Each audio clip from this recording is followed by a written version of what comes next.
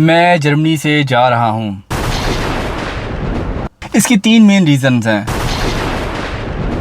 अच्छा, 14,000 किलोमीटर दूर किस तरफ को जाना है वो भी आपको अभी मेंशन करता हूँ। अस्सलाम वालेकुम and welcome back to another video. मैं जर्मनी से जा रहा हूँ, जर्मनी छोड़ रहा हूँ। अच्छा, आप लोग सुनकर मुमकिन है हैरान होगा कि ये क्या बात हुई। एक तो मैं साल 1.5 साल से लोगों को वीडियोस के ज़रिए बता रहा था, इन्फॉर्मेशन शेयरिंग कर रहा था कि जर्मनी के हालात अच्छे हैं, यहाँ पर रिसोर्सेज ज़्यादा हैं, यहाँ पे अपॉर्चुनिटीज़ बहुत ज़्यादा हैं, तो यहाँ पर आ जाएँ। ख़ासतौर पर पाकिस्तान के लोगों को, इंडिया से भी लोग सुनते थे, बांग्लादेश से, नेपाल से या और बहुत दूसरे मुल्कों से।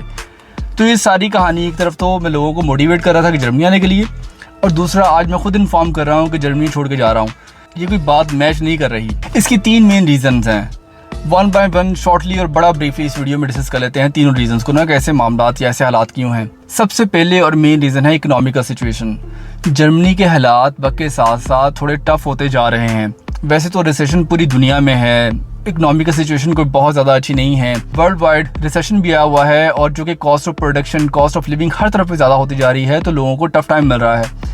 लेकिन इसके बावजूद यूरोप में, ख़ास तौर पर जर्मनी में इसका इफेक्ट ज़्यादा है, क्योंकि जर्मनी लीडिंग इकोनॉमी थी या अभी भी है यूरोप की, लेकिन उसी तरीके से उसने अपने रिसोर्सेज को बहुत ज़्यादा यूटिलाइज़ किया है डिफरेंट डायमेंशंस में, जो कि इकोनॉमी से रिलेटेड नहीं है। फॉर एग्जांपल, वॉर में उनका खर्चा हो रहा है, जो यूक्रेन और रशिया की जंग में उनका खर्चा हो रहा है, या और बहुत दूसरे सारे मामलात में। जर्मनी की जो अपनी पॉलिटिकल सिचुएशन है वो भी स्टेबल नहीं है।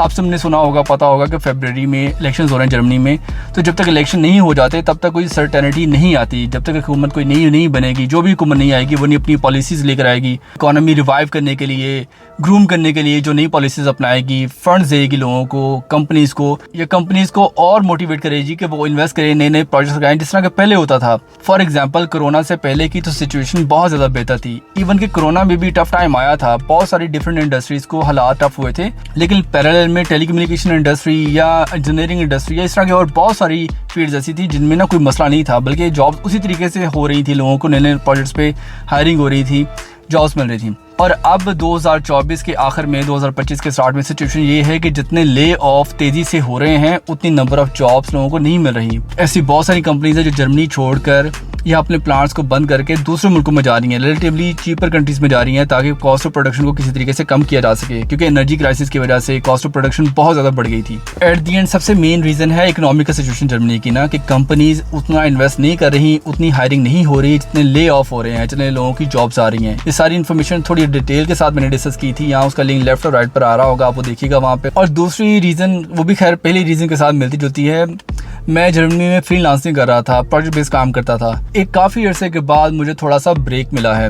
मैंने जब से अपनी इंजीनियरिंग की थी, ऑलमोस्ट लाइक कोई 16 ईयर्स हो गए हैं। 16 साल से मैं इंडस्ट्री में हूँ, काम कर रहा हूँ, फुल टाइम जॉब कर रहा हूँ, और अल्हम्दुलिल्लाह इस बात में वैसे मुझे अल्लाह का शुक्र भी अदा करता हूँ कि कभी कोई ब्रेक नहीं लिया, फुल टाइम हमेशा काम किया है और ठीक ठाक काम किया है।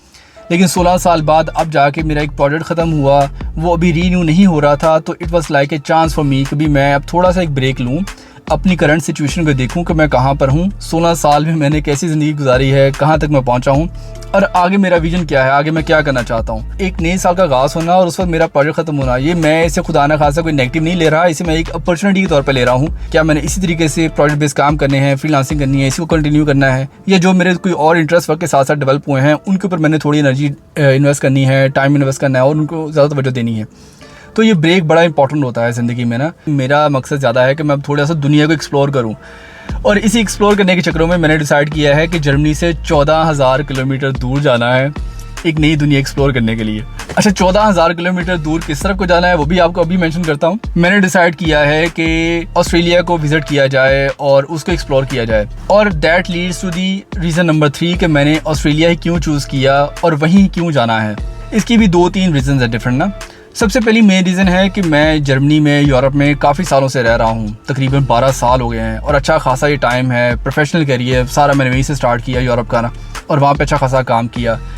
वहाँ पर रह के मैंने ये चीज़ ऑब्ज़र्व की कि जर्मनी के अंदर रहते हुए यूरोप के अंदर मूव करना रिलेटिवली आसान है, बल्कि बहुत आसान है। आपने फ्रांस जाना है, बेल्जियम जाना है, हॉलैंड जाना है, डेनमार्क, नॉर्वे, फिनलैंड, यानी कि कहीं पे भी जाना है वो रिलेटिवली बहुत आसान है, इटली, पुर्तगाल वगैरह।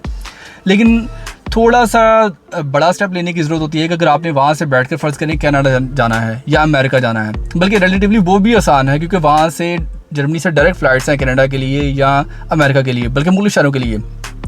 ऑस्ट्रेलिया थोड़ा सा आइसोलेटेड है दुनिया से, ईस्ट में है, थोड़ा सा ज़्यादा दूर है और ऑस्ट्रेलिया को विज़िट करने के लिए रिलेटिवली थोड़ा ज़्यादा टाइम चाहिए होता है। वैसे जनरली मुझे ऑस्ट्रेलिया इंटरेस्टेड था, मैं जाके एक्सप्लोर करूँ कि वहाँ पे एज ए जनरल लाइफ कैसी है। सभी को पता है, फेमस है कि ऑस्ट्रेलिया में समर रिलेटिवली थोड़े हार्ड है, थोड़ा सख्त है, मोर और लेस वैसे ये जैसे पाकिस्तान में है। वैसे वो भी डिपेंडिंग अपॉन किस सिटी में है। मेलबर्न सिडनी में शायद समर इतना ज़्यादा स्ट्रॉन्ग नहीं होता। जो वेस्टर्न ऑस्ट्रेलिया है उसमें ज़रा ज़्यादा सख्ती होती है, ज़्यादा टेम्परेचर होता है। लेकिन टेम्परेचर एक बड़ा फैक्टर था, क्योंकि आजकल जो दिसंबर का एंड चल रहा है, ये जनवरी का स्टार्ट है, तो अमेरिका में, कनाडा में तो ठीक ठाक सर्दी है, वहाँ पे भी बर्फबारी है, बिल्कुल वैसी जैसे जर्मनी में यहाँ पर है, टेम्परेचर वैसे ही है।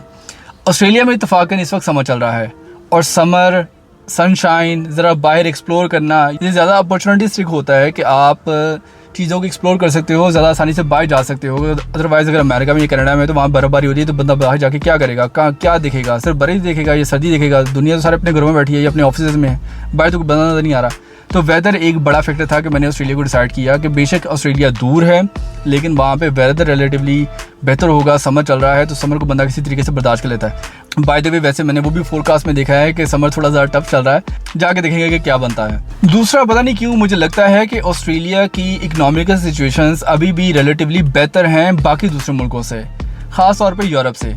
ये वैसे मैंने ओवरऑल को थोड़ा बहुत ख़बरों में एनालाइज़ किया भी है कि ख़बरों में तो वो बताते हैं यहाँ पे बड़े टफ हालात हैं, क्राइसिस हैं, डिफरेंट क्राइसिस हैं, हाउसिंग क्राइसिस और पता नहीं क्या क्या।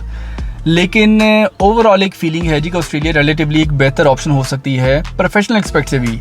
वहाँ पे इकोनॉमिक सिचुएशन रिलेटिवली बेहतर है, क्योंकि वहाँ पे ऑस्ट्रेलिया में वैसे ही इकोनॉमी बेस्ड है यहाँ के अपने मिनरल्स के ऊपर। ये कोई ऐसी चीज़ तो नहीं है कि जो टेक्नोलॉजी बनाकर दूसरी दुनिया को बेचते थे तो उससे पैसे कमाते थे, तो वो इन्होंने बनाना कम कर दिए जिसकी वजह से पैसे आना रुके होंगे। मिनरल्स तो इनके पास बहुत सारे हैं। ऑस्ट्रेलिया इतना बड़ा है कि ख़त्म ही नहीं होता, यानी कि जर्मनी जैसे मेरा ख्याल है कोई 20-30 मुल्क उसके अंदर आ जाएंगे। और मिनरल्स बेस्ड इकॉनमी है या रिसोर्सेज बेस्ड इकॉनमी है, फिजिकल रिसोर्सेज बेस्ड। तो मुझे लगा कि शायद ये एक अच्छी अपॉर्चुनिटी होगी कि टाइम भी है, वेदर भी अच्छा है, इकोनॉमिक सिचुएशन वहाँ पे जाके पता लगेगी, लेकिन लगता है कि बेहतर होगी, तो वाई नॉट ऑस्ट्रेलिया। और वैसे भी ऑस्ट्रेलिया मेरी हिट लिस्ट पे या प्रायोरिटी लिस्ट पे काफ़ी अर्से से था कि वहाँ पे जाने के लिए टाइम ज़्यादा चाहिए होगा, तो इसलिए किसी तरीके से वो हो जाए।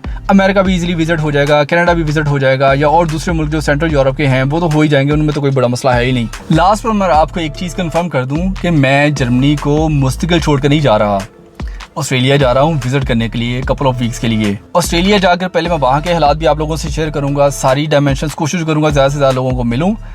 जैसे मैं वहाँ पहुँचता हूँ वहाँ जाकर भी इंशाल्लाह वीडियो बनाना स्टार्ट करूँगा, और उसके बाद थोड़ा सा कंपैरिजन भी होगा दोनों कंट्रीज़ का। दोनों वेस्टर्न कंट्रीज़ हैं, डेवलप कंट्रीज़ हैं, क्या सिचुएशंस हैं, स्टूडेंट्स के लिए क्या हालात हैं, जॉब्स के क्या हालात हैं, प्रोफेशनल्स क्या क्या कर सकते हैं, बिजनेसेस क्या क्या हो सकते हैं, इन सभी के ऊपर बात होगी। और फिर एट दी एंड मैं वापस आऊँगा जर्मनी में और फिर सिचुएशंस को देखेंगे क्या बेहतर है क्या नहीं है। आज की वीडियो के लिए इतना ही। सिर्फ मुझे लगा कि मैं इस पर थोड़ी सी वीडियो बनाकर आपको इन्फॉर्म करूँ कि मैं कहाँ जा रहा हूँ। आज की वीडियो के लिए इतना ही। दोबारा नेक्स्ट वीडियो में इंशाल्लाह जल्दी ही आपसे दोबारा मुलाकात होगी। टिल देन टेक केयर, अल्लाह हाफिज़।